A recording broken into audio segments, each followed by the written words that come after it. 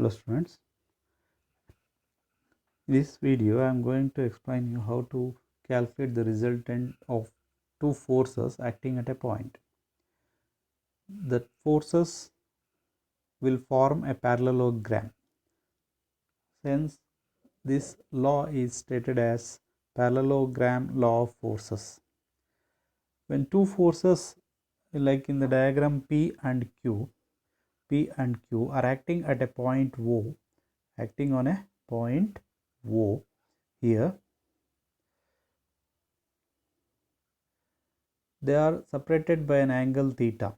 Both P and Q are separated by an angle theta. Then R is the resultant force. R is the resultant force. The force P is pulling O in this direction and Q is pulling O in this direction, but O moves in the direction of resultant. So where the resultant lies? The resultant lies on the diagonal. As you know, the diagonal of the parallelogram is the resultant of two forces P and Q acting on the point O. Then how to calculate the resultant force and what is the angle of resultant force from the force P? This is the angle of resultant force from the force P. That angle is named as alpha. Alpha is the angle between resultant force and the force P. When two forces acting on the same point O, the resultant will appear in the diagonal, along the diagonal of a parallelogram. The diagonal or the resultant force will lies at an angle alpha, from the force P.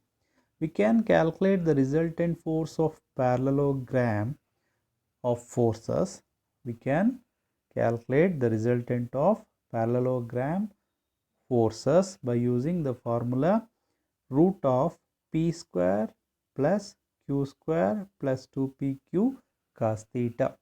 We can prove this formula by taking a vertical line as Q sin theta and the adjacent side Q cos theta.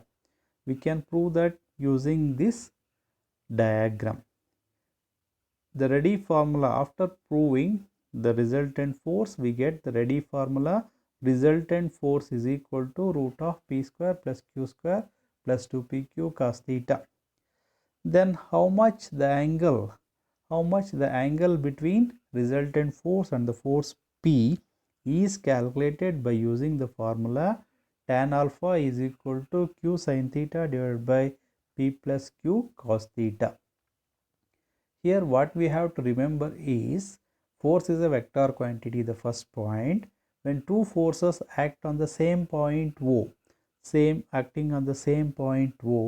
separated by an angle theta, then the resultant comes along the diagonal of the parallelogram constructed by using P and Q forces.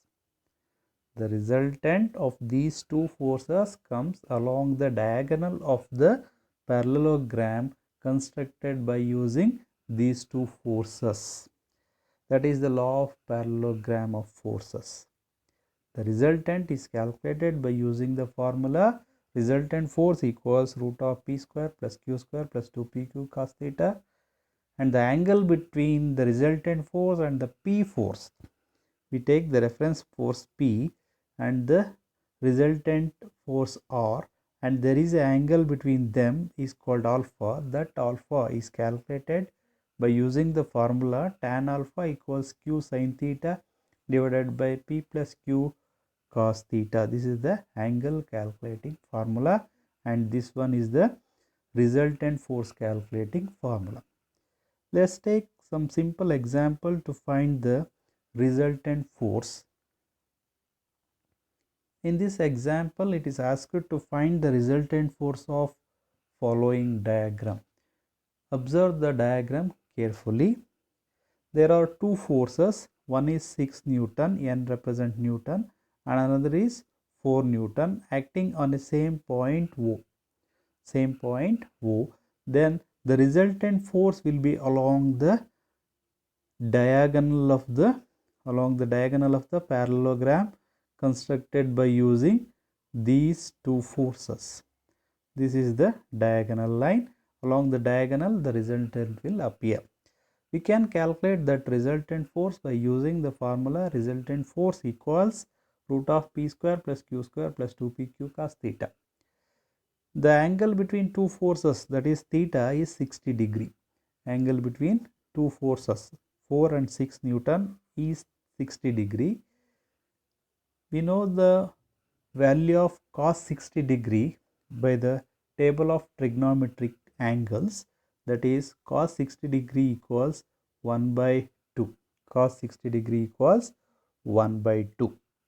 Substituting the value of cos 60 degree in the formula, we get value of P is 6, 6 square, value of Q is 4, 4 square, 2 into P into Q into sin 60 degree is half.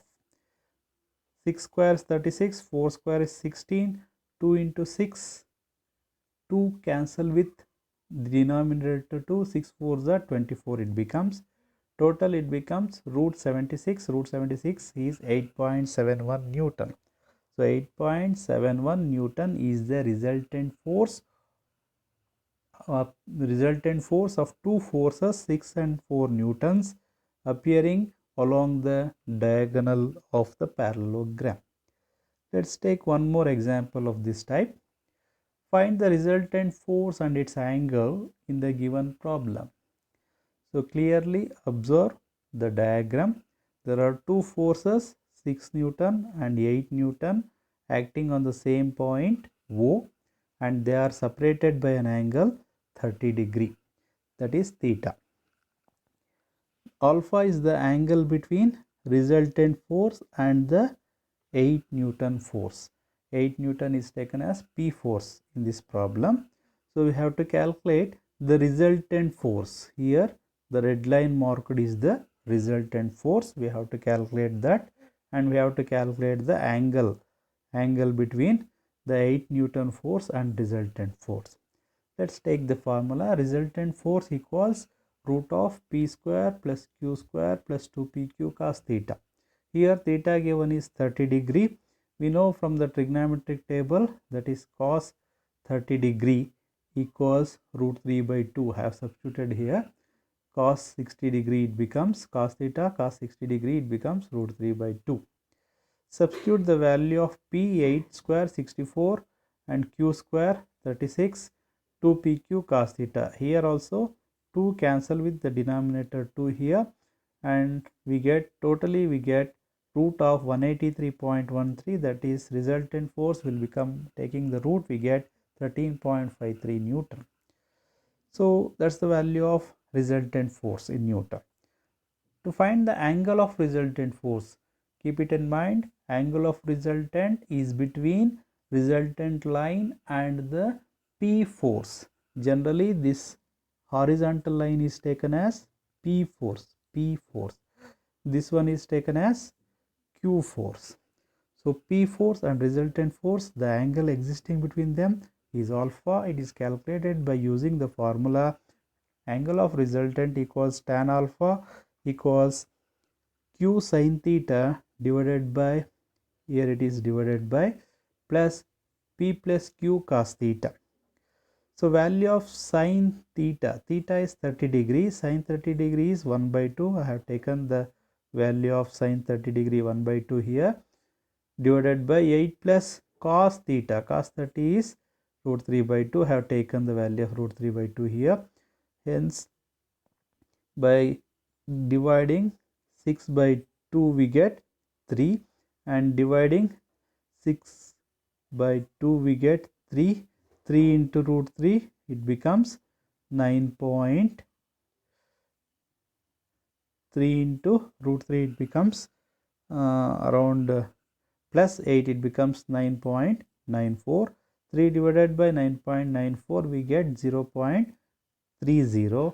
Taking, if tan alpha equals 0.30, taking tan inverse we get alpha 16 degree. That is the resultant force R is 16 degree away, 16 degree away from the P force towards Q, 16 degree away from the P force towards Q. So in this way we can find the resultant force and the angle of resultant force from P force by using the law of parallelogram. We have to know the value of angles of trigonometry to solve these type of problems. Without knowing the value of 30 degree, 60 degree or 45 degree, whatever the angle may be given, we can't find the resultant force and the angle of resultant. So trigonometry is also a basic requirement to solve this type of problems. So in next video, let's continue with some more examples regarding the fourth chapter. So thank you. Thanks for watching.